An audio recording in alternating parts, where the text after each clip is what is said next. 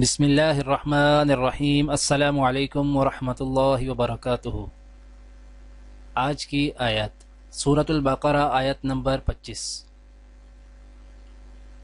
وَبَشِّرِ الَّذِينَ آمَنُوا وَعَمِلُوا الصَّالِحَاتِ أَنَّ لَهُمْ جَنَّاتٍ تَجْرِي مِن تَحْتِهَا الْأَنْهَارُ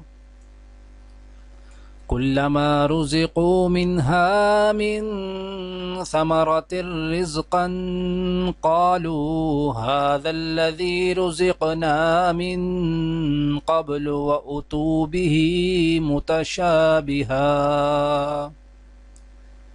وَلَهُمْ فِيهَا أَزْوَاجٌ مُطَهَّرَةٌ وَهُمْ فِيهَا خَالِدُونَ۔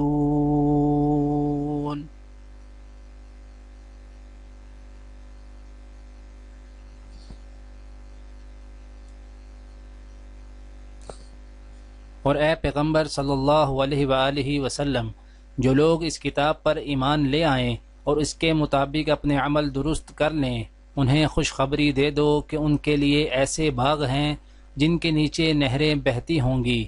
ان باغوں کے پھل صورت میں دنیا کے پھلوں سے ملتے جلتے ہوں گے۔ جب کوئی پھل انہیں کھانے کو دیا جائے گا تو وہ کہیں گے کہ ایسے ہی پھل اس سے پہلے دنیا میں ہم کو دیے جاتے تھے۔ ان کے لیے وہاں پاکیزہ بیویاں ہوں گی اور وہ وہاں ہمیشہ رہیں گے۔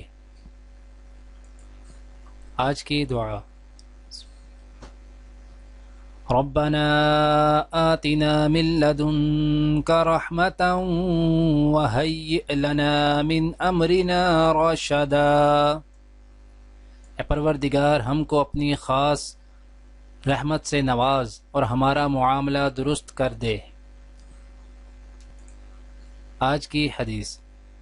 حضرت انس رضی اللہ تعالیٰ عنہ سے روایت ہے کہ نبی کریم صلی اللہ علیہ وآلہ وسلم نے فرمایا، آپس میں ایک دوسرے سے حسد نہ کرو اور آپس میں ایک دوسرے سے بغض نہ رکھو اور ایک دوسرے سے قطع تعلق نہ کرو اور اللہ کے بندے بھائی بھائی بن جاؤ۔